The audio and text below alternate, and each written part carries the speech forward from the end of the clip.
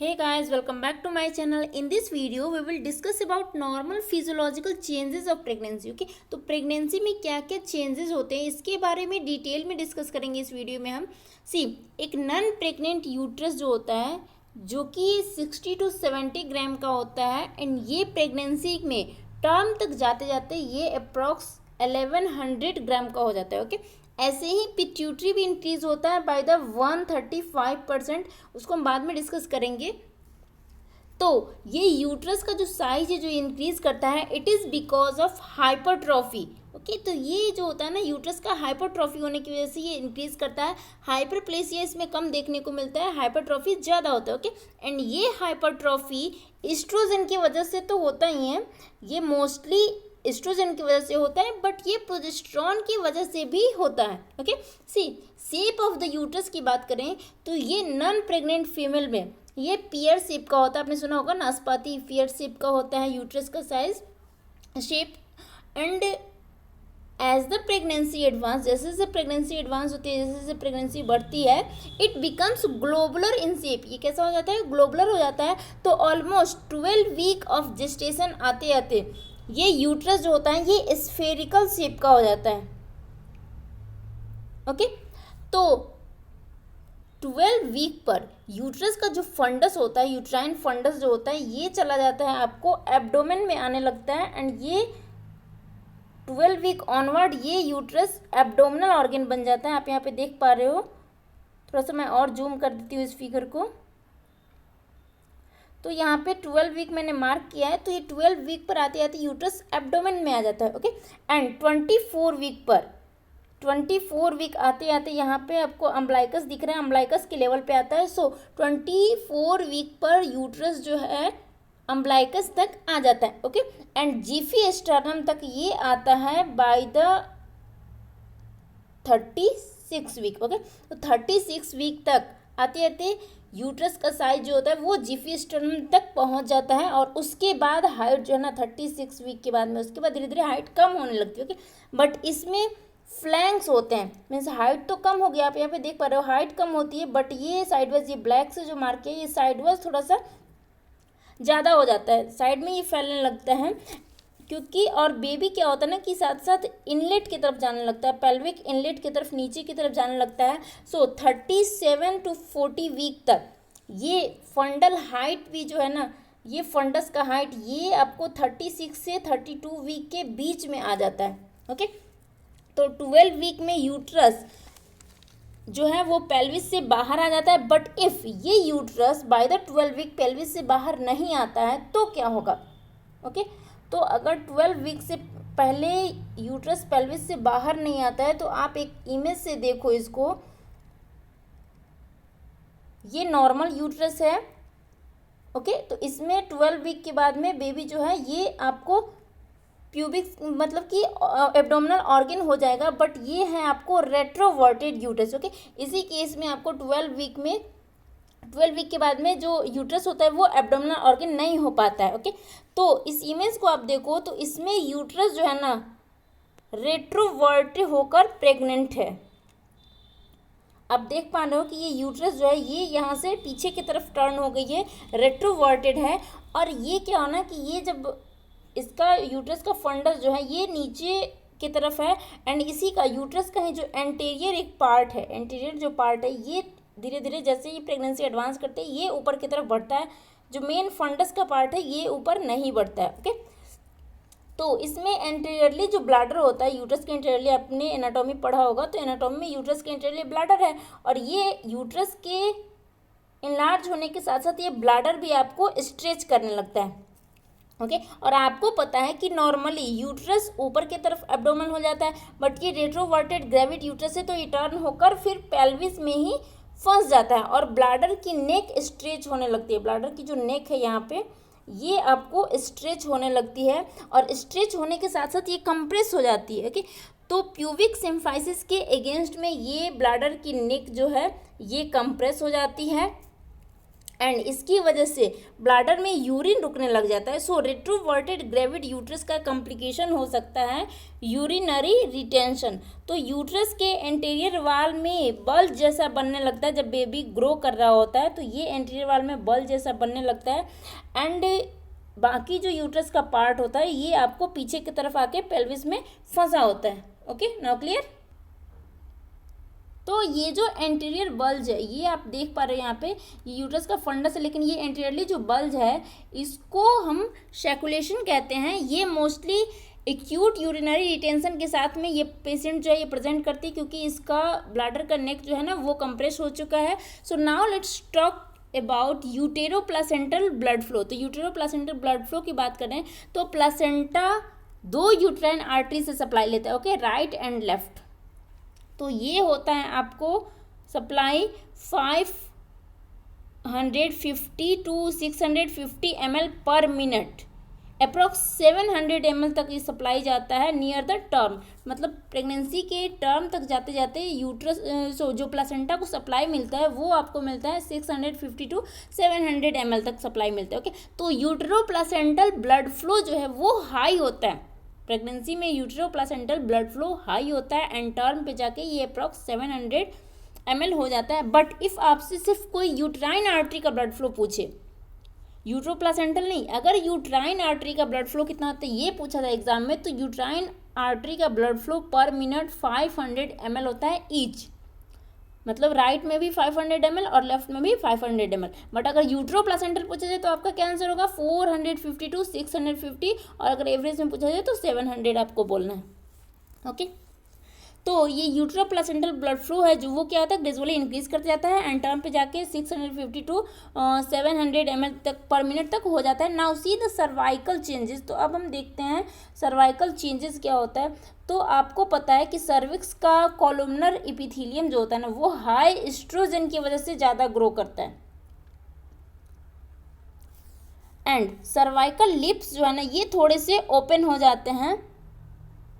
आप इस फिगर में देख पा रहे हो कि ये सर्वाइकल लिप्स जो है ये थोड़ा सा ओपन हो गया है। सो इंटरनल इपिथेलियम इसमें दिखने लग जाता है। यू नो दैट कि अंदर में कॉलमनर एपिथेलियम है एंड बाहर की तरफ क्या होता है स्क्वेमस एपिथेलियम होता है। तो इनर कॉलमनर एपिथेलियम के विजिबल होने के चलते सर्विक्स जो है ना वो वायलेट रेडिश कलर का हो जाता है, बिकम्स वायलेट। ओके, एंड उसे हम एक्ट्रोपियन बोलते हैं, it is called ectropion. Okay, see it is not the pathological changes, ये पैथोलॉजिकल चेंज नहीं है। ये जो सर्विक्स जो है ये वायलेट रेड कलर का है, ये पैथोलॉजिकल चेंजेस नहीं है। सर्वाइकल ग्रोथ कोई भी हो, अगर सर्वाइकल कोई ग्रोथ हो रहा हो तो उसमें इरोजन दिखता है बट दैट इज़ पैथोलॉजिकल। तो सर्वाइकल का अगर कोई ग्रोथ हो रहा हो, सर्विक्स में अगर कोई ग्रोथ हो रहा है, ट्यूमर वगैरह ग्रो कर रहे हैं तो उसमें इरोजन दिखेगा तो वो पैथोलॉजिकल है साइन। ओके, बट ये प्रेगनेंसी में जो सर्विक्स जो है ये वायलेट रेड कलर का हो जाता है, ये आपको फिजियोलॉजिकल चेंजेस है। Okay, see now see Chadwick sign. तो it is also known as Jacquemier sign. Chadwick sign को हम जैकमियर साइन भी बोलते हैं। It is a bluish discoloration of vagina and cervix. इसमें क्या होता है ना कि वेजाइना एंड सर्विक्स जो है जो कि 6 to 8 वीक पर दिखती है वो ब्लूइश कलर की हो जाती है। 6 to 8 वीक पर ये इसका कलर ब्लूइश हो जाता है। तो दोनों सर्विक्स एंड वेजाइना के कलर चेंज होते हैं। बट इफ़ आपसे आपको कोई एक ऑप्शन पे मार्क करना हो, या तो सर्विक्स या फिर वेजाइना, मतलब ऑप्शन में अलग अलग हो आपके एग्जाम में, देन आपको सर्विक्स पे ही मार्क करना है। Okay, now see Osiander sign. तो ओजिएंडर साइन जो होता है इसको हम वेजाइनल साइन भी बोलते हैं। Pulsatility in the lateral fornices around 8 week. तो इसमें क्या होता है ओजेंडर साइन में कि रिदमिक एक तरह का पल्सेटिलिटी होता है, पल्स जैसे फीलिंग होती है लैटरल फॉर्निसेस में। आप यहाँ पे देख पा रहे हो ये आपको यूट्रस है और यूट्रस, तो ये यूट्रस में यहाँ पे है, ये रहा आपका लैटरल फॉर्निसेस। तो यहाँ पे आपको पल्सेटिलिटी फील होती है एंड ये अराउंड 8th वीक फील होता है। ओके, तो लैटरल फॉर्निसेस पर पल्सेटिलिटी फील होती है ड्यू टू मोर कंजेशन, बहुत ज़्यादा कंजेशन की वजह से फील होता है। इसी को हम ओजेंडर साइन बोलते हैं। Goodell sign is softening of the cervix. Cervix जो है वो सॉफ्ट हो जाता है बाय द 6 to 8 वीक उसी को हम ओजेंडर साइन बोलते हैं। So Goodell sign is the softening of the cervix at 6 to 8 week. But cervix के ऊपर का पार्ट, सर्विक्स एंड यूट्रस के बीच का पार्ट जो होता है, जो कि इस्थमस होता है,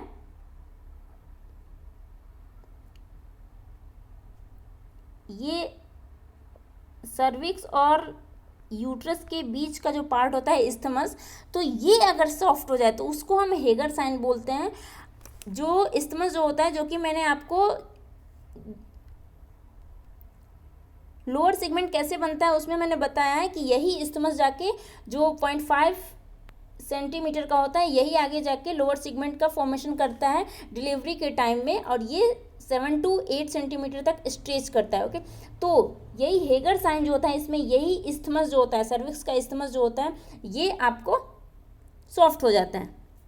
इस साइन को देखते कैसे हैं, तो पीवी करते हैं इसमें विजाइनली एंड एब्डोमेन पर फिंगर्स, मतलब कि यू तो कहो तो on a PV vaginal and abdominal finger seems to oppose below the body of the uterus present at 6th week. Means इसमें क्या करते हैं कि एक हाथ वेजाइनली इसमें डालते हैं और यहाँ पे आपका है ये इस्थमस तक ले जाते हैं, और एक हाथ जो है हमारा थोड़ा सा ऊपर से एब्डोमेन की तरफ से ये एक फिंगर अंदर से डालते हैं वेजाइना में, एंड सेकेंड हैंड से ऊपर से एब्डोमेन के ऊपर, मीन्स दोनों तरफ से हम प्रेस करते हैं। तो ये हमारी जो दोनों फिंगर है, ये दोनों फिंगर एक दूसरे को अपोज करेंगे। ओके, मीन्स फील होगा। तो हम क्या करते हैं, इसमें एक हाथ को वेजाइना के अंदर से दूसरे हाथ के फिंगर को एब्डोमेन के ऊपर से जोड़ने की कोशिश करते हैं। ओके, तो इस्थमस के एरिया में जोड़ने की कोशिश करते हैं। ये इस्थमस इतना सॉफ्ट हो जाता है ना कि हम अपने फिंगर्स को जोड़ सकते हैं वेजाइनली एंड एब्डोमेन के ऊपर से। ओके, तो इतना तो करने की नीड ही नहीं है। हेगर साइन में सर्विक्स का इस्थमस जो होता है वो सॉफ्ट होता है, इतना अगर आपको पता है ये काफ़ी है आपके एग्जाम के लिए भी and for the clinical point of view से भी। ओके, तो it's a dangerous sign to do, ये डेंजरस है काफ़ी करने में। तो इस साइन को प्रैक्टिकली देखने के चक्कर में कहीं ऐसा ना हो कि 1 या 2 सेंटीमीटर ऊपर अगर आपने प्रेशर दे दिया हाथ से ये, तो उस टाइम में तो 6 to 8 वीक में अभी तुरंत बेबी का ग्रोथ भी नहीं उतना अच्छे से हुआ है, तो उस टाइम में हो सकता है कि एब्डोमेन पे आपने प्रेशर दे दिया तो उससे बेबी की डेथ भी हो सकती है, जो अभी ओनली 6 वीक का है। एमनियोटिक सैक रप्चर हो सकता है बेबी का, एंड इस हेगर साइन को देखने के चक्कर में बहुत सारे प्रॉब्लम्स हो सकते हैं। सो ये साइन करने की नीड नहीं होती है, आपको बस इतना याद रखना है कि Hegar sign means soft cervix, means isthmus of the cervix जो है वो सॉफ्ट हो जाता है। Next one is the Hartman sign. तो हार्टमैन साइन होता है,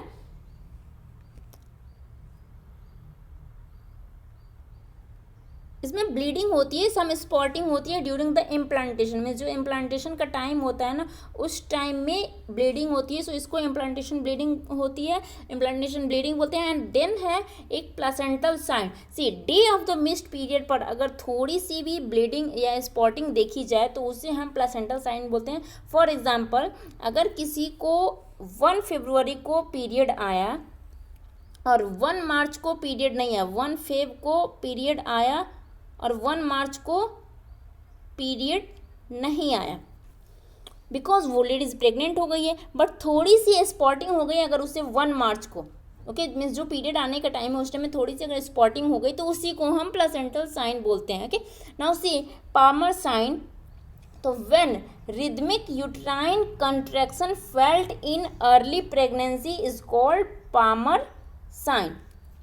तो ये आपको देखने को मिलता है 16 to 18 वीक के बाद, जो कि पेनलेस यूट्राइन कंट्रैक्शन होती है, उसे हम ब्रैक्सन हिक्स कंट्रैक्शन भी कहते हैं। ओके, इसकी जो फ्रीक्वेंसी होती है ये होती है फ्रीक्वेंसी 1 in 20 मिनट, एक बार होता है आपको 20 मिनट में।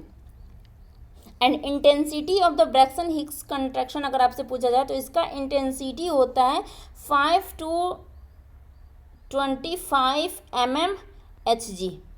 Okay, now let's see the changes in the breast. तो ब्रेस्ट में क्या क्या चेंजेस होते हैं उसको देख लेते हैं। तो यू नो दैट कि एस्ट्रोजन होता है, ये क्या करता है, ये डक्टुलर एपिथेलियम बनाता है। ब्रेस्ट डक्टल ग्रोथ जो होता है वो एस्ट्रोजन की वजह से होता है। ओके, एंड प्रोजेस्टेरॉन की वजह से ग्लैंडुलर एपिथेलियम बनता है। एंड जो एल्व्यूली है ना उसका प्रोलिफरेशन होता है। तो breast alveolar cells and sebaceous gland जो होता है इसका प्रोलिफरेशन होता है by the help of progesterone. And prolactin का लेवल जो है ना ये भी इंक्रीज करता है। Prolactin leads to active secretion of milk after birth. Means birth के बाद तो ये काम करता ही है, बट लेवल जो है प्रोलैक्टिन का ये इंक्रीज करता है प्रेगनेंसी में। एंड प्यूरपीरियम जो होता है इस टाइम इसका लेवल नॉर्मल रहता है, बट जब भी बच्चा लैचिंग करता है ना ब्रेस्ट पे फीड के लिए उस टाइम में प्रोलैक्टिन का लेवल फिर से इंक्रीज करता है। तो ये जो है ना मैक्सिमम प्रोलैक्टिन जो है ये प्रेगनेंसी में तो इंक्रीज करेगा, but maximum milk production delivery के बाद ही करता है with in few month. Means जो प्रेगनेंसी के विद इन फ्यू मंथ की बात मैं कर रही हूँ, स्टार्टिंग 3 to 4 मंथ में ही ब्रेस्ट से येलोविश सिक्रीशन कभी कभी होने लगता है। आप उसको स्क्वीज करोगे तो थोड़ा सा येलोविश सिक्रीशन आएगा, and that is known as colostrum, and उसको हम कोलोस्ट्रम बोलते हैं। Breast tenderness and paraesthesia increase हो जाता है। ब्रेस्ट में टेंडरनेस बहुत ज़्यादा होता है। And areola of the breast, जो निपल के अराउंड जो एरियोला होता है उसमें छोटे छोटे एलिवेशंस दिखने लगते हैं, एंड ये हाइपरट्रॉफिक सीबेसियस ग्लैंड्स होते हैं जिससे हम ग्लैंड्स ऑफ मॉन्टेगमेरी भी कहते हैं। ओके, तो एरियोला में ये थोड़ा सा ब्रॉडर हो जाता है। एरियोला जो निपल के चारों तरफ जो एरियोला होता है ये थोड़ा सा ब्रॉडर हो जाता है, एंड इसमें छोटे छोटे जो दाने टाइप के दिखते हैं एलिवेशंस, इसको हम बोलते हैं एक तरह का हाइपोट्रोफिक सीबेसियस ग्लैंड है, and this is known as glands of Montgomery. Okay, so in the next video we will discuss the systemic changes during the pregnancy. Okay, so if you have not subscribed my channel yet, then kindly do subscribe it and click on the bell icon so that notification of my upcoming video reaches you. Okay, thank you.